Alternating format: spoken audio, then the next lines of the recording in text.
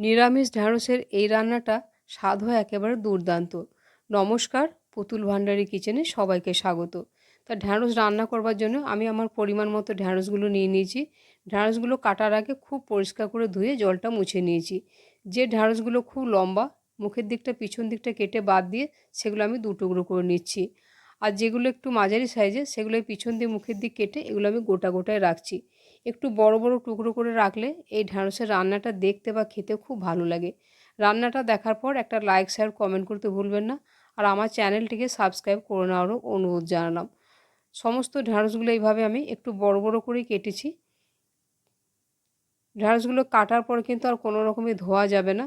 তাই এইভাবে কেটে নেওয়ার পরে এখন কিছু উপকরণ এতে আমি যোগ করব। প্রথমে আমি দিয়ে দিচ্ছি খুব সামান্য পরিমাণে একটুখানি দিচ্ছি হলুদ, আর খুব অল্প পরিমাণে একটুখানি দিয়ে দেবো লঙ্কার গুঁড়ো। আর এই ঢ্যাঁড়সটা ভাজার পরিমাণ বুঝে সামান্য একটুখানি নুন দিয়ে দিচ্ছি। পরে আমি আবার একবার নুন ব্যবহার করব, সেই পরিমাণ মতোই নুনটা দিয়ে দিলাম। টেবিল চামচে 1 চামচ পরিমাণে দিয়ে দেবো বেসন। আর 1 টুকরো পাতিলেবুর রস ঠিক এই সময় যদি দিয়ে দেওয়া হয় তাহলে ঢ্যাঁড়সের যে পিচ্ছিল ভাবটা থাকে সেটা একেবারেই থাকবে না। 1 টুকরো পাতিলেবুর রস দিয়ে দিয়েছি। এখন খুব ভালো করে চেপে চেপে বেসনটাকে ঢ্যাঁড়সের গায়ে একটা কোটিং করে নিতে হবে। একটু সময় দিয়ে ভালো করে এটাকে মেখে নিতে হবে যেন সমস্ত কিছু ঢ্যাঁড়সের গায়ে খুব ভালোভাবে এগুলো লেগে যায়। রান্নাটা আপনি কোথা থেকে দেখছেন আমাকে একটা কমেন্ট করে জানাতে ভুলবেন না। প্যান বসিয়ে দিয়েছি, প্যানের মধ্যে দিয়ে দিচ্ছি পরিমাণ মতো সর্ষের তেল দিয়ে দিলাম। তেলটা হালকা গরম করব, ধোঁয়া ওঠা গরম করব না, হালকা গরম অবস্থায় এই ঢ্যাঁড়সগুলোকে দিয়ে দেবো। ঢ্যাঁড়সটাকে দিয়ে দেওয়ার পরে কিছুক্ষণ এইভাবে রেখে দেওয়ার পরে ঢ্যাঁড়সটাকে আমি এক পিঠ উল্টে দেবো। ওই 1 টুকরো পাতিলেবুর রস দেওয়ার কারণে ঢ্যাঁড়স থেকে দেখুন পিচ্ছিল ভাবটা একেবারেই বেরোয়নি। ঢ্যাঁড়সটাকে একেবারে লাল লাল করে ভাজবো না, রঙটা যাতে এরকম সবুজ থাকে সেরকম করেই ভেজে নেব, তাহলে রান্নাটা দেখতে খুব সুন্দর লাগে।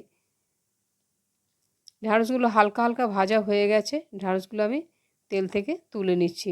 ঢ্যাঁড়সের রঙটা দেখুন একটু চেঞ্জ হয়নি, একেবারে সবুজ আছে। আর আমি তেল দেবো না, ওই তেলের মধ্যে সামান্য পরিমাণে একটুখানি কালো জিরে ফোড়নে দিয়ে দিচ্ছি। একটা বেশ বড় সাইজের টমেটো কেটে রেখেছিলাম, কেটে রাখা টমেটোটা দিয়ে দিচ্ছি।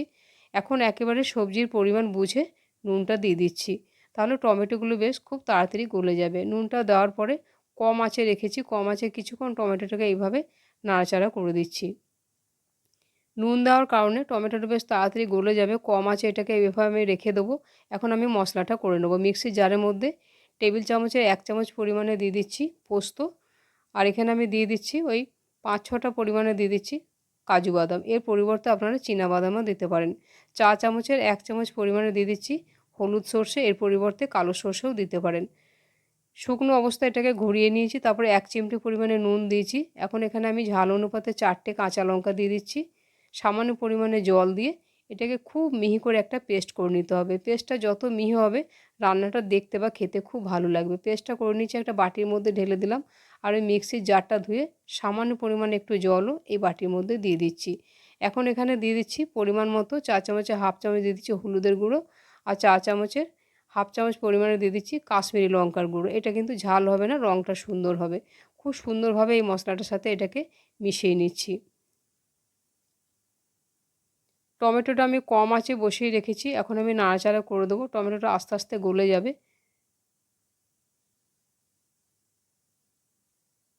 বেশ ভালোভাবে টমেটোটা অনেকটা গলে গেছে। এখন যে মশলাটা আমি পেস্ট করে রাখলাম সেই পেস্ট করে রাখা মশলাটা দিয়ে দিচ্ছি, আর এই বাটিটা ধুয়ে সামান্য পরিমাণে একটু জল দিয়ে দিচ্ছি। এখন এই মশলাটাকে দিয়ে নাড়াচাড়া করে খুব ভালো করে ততক্ষণ কষাবো যতক্ষণ না তেলটা বেশ চারদিক দিয়ে ছেড়ে আসছে। নিরামিষ রান্নাগুলো একটু ঘুরিয়ে ফিরিয়ে করলে খেতে একেবারে অপূর্ব স্বাদের হয়। আস্তে আস্তে তেলটা ছেড়ে আসছে আর মশলাটা একেবারে ঘন হয়ে গেছে। খুব সুন্দর লাগে এইভাবে ঢ্যাঁড়সটা রান্না করলে। এখন যে ঢ্যাঁড়সগুলো আমি ভেজে রেখেছিলাম সেই ভেজে রাখা ঢ্যাঁড়সগুলো দিয়ে দিচ্ছি। ঢ্যাঁড়সটা দেওয়ার পরে মশলার সাথে নাড়াচাড়া করে বেশ ভালোভাবে মিশিয়ে দেবো। খুব ভালোভাবে মশলার সাথে কষিয়ে নিচ্ছি। প্রয়োজন হলে একটুখানি গরম জল দিয়ে মশলাটা ভালো করে কষিয়ে নিতে হবে ঢ্যাঁড়সের সাথে। খুব ভালো করে কষানো হয়ে গেছে, আর ঢ্যাঁড়স এমনিতেই খুব নরম সবজি, আর রান্নাটা আমি একেবারে মাখো মাখো করব, তাই খুব বেশি জল আমি দেবো না। প্রয়োজন মতো দিয়ে দিচ্ছি গরম জল। যে কোনো রান্নায় কষানোর পরে যদি গরম জল দেওয়া হয় তাহলে তরকারির রঙ আর স্বাদ দুটোই খুব ভালো হয়। জলটা দেওয়ার পরে একবার খুব ভালোভাবে নাড়াচাড়া করে দিলাম। এখন এখানে আমি দিয়ে দিচ্ছি দুটো চেরা কাঁচা লঙ্কা দিয়ে দিলাম। কাঁচা লঙ্কাটা দিয়ে কম আঁচে এটাকে 5 মিনিটের জন্য ঢাকা দিয়ে দেবো। 5 মিনিট আমি ঢাকা দিয়ে রেখেছি। 5 মিনিট পরে আমি ঢাকাটা খুলে দিচ্ছি। ঢাকাটা খুলে একবার ভালোভাবে নাড়াচাড়া করে নেবো। দেখুন ঢ্যাঁড়সগুলো একটুও ভেঙে যায়নি আর খুব ভালোভাবে সেদ্ধ হয়ে গেছে।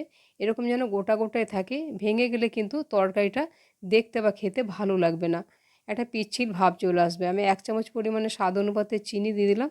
চিনিটা দেওয়ার পরে আবার একবার ভালো করে নাড়াচাড়া করে দিলাম। ঢ্যাঁড়সের তরকারিটা কিন্তু এখন আমার খাওয়ার জন্য একেবারে তৈরি। আজকে রান্নাটা দেখার পর একটা লাইক শেয়ার কমেন্ট করতে ভুলবেন না, আর আমার চ্যানেলটিকে সাবস্ক্রাইব করে নেওয়ারও অনুরোধ জানালাম। রান্নাটা সম্পূর্ণ দেখার জন্য ধন্যবাদ। তাহলে আবার অন্য কোনো দিন দেখা হবে অন্য কোনো রেসিপিতে। সবাই ভালো থাকবেন। নমস্কার।